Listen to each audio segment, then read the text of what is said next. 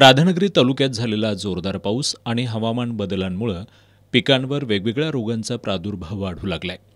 मुख्यतः ऊसावर तांबेरा आणि करपा हा रोग आढळून आलाय, तर भुईमूग पिकावर हुमणी किडीचा प्रादुर्भाव झाल्याचं दिसून येत आहे। यामुळे शेतकऱ्यांमध्ये चिंतेचं वातावरण आहे। रविवारी यस न्यूजनं याबाबतचं वृत्त प्रसारित करत कृषी विभागाचं याकडे लक्ष वेधलं होतं।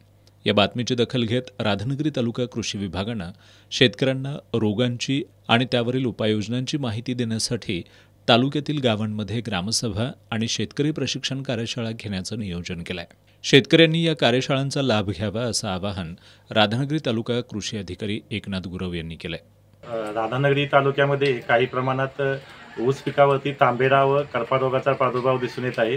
तसंच काही भुईमुग पिकावरती हुमणी अळीचा देखील प्रादुर्भाव दिसून येत आहे।